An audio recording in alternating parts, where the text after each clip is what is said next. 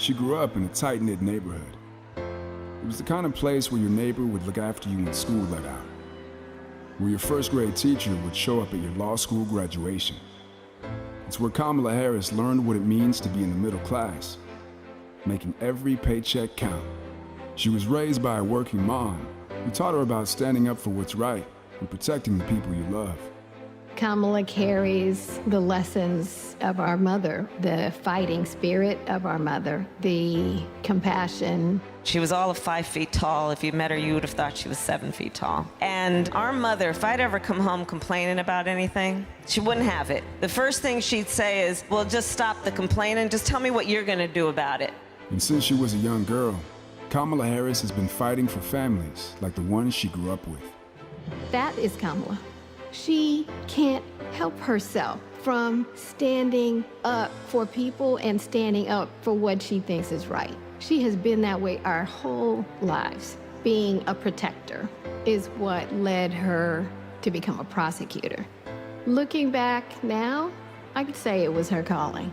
As a courtroom prosecutor, she went after predators who targeted women and children, and fraudsters who ripped off working families. And she put dangerous gang members and human traffickers behind bars.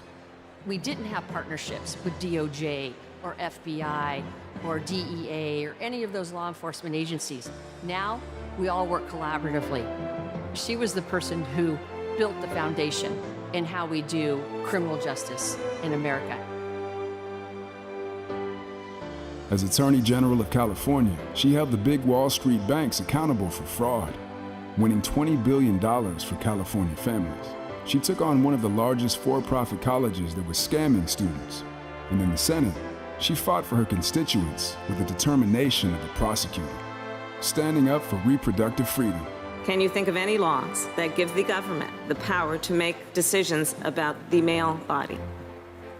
I'm not thinking of any right now, Senator. She fought to keep our children safe from the terror of gun violence. How many of you guys had to have a drill where you learned about how you need to hide in a closet or crouch in a corner in the event that there is a mass shooter? Look at that. Look at that. On the Intelligence Committee, she defended our nation against foreign adversaries. And in 2020, she made history as the first woman to be elected Vice President of the United States.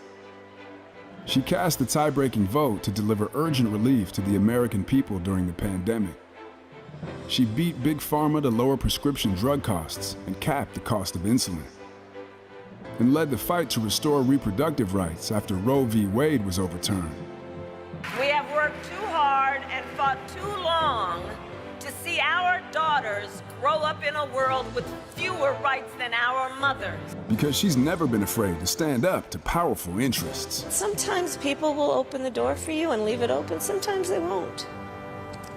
And then you need to kick that door down.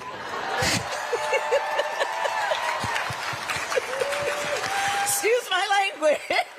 Now, she's running for president, still fighting for families like the one she grew up with. Our campaign is about saying we trust the people. We're saying we just want fairness. We want dignity for all people. And we are a work in progress. We haven't yet quite reached all of those ideals, but we will die trying because we love our country. We believe in our country. We're not falling for these folks who are trying to divide us, trying to pull us apart. We know what we stand for, and we stand for the people, and we stand for the dignity of work, and we stand for freedom. We stand for justice. We stand for equality. And so we will fight for all of it. That's who Kamala Harris is. That's what she believes, and that's what she'll fight for every day.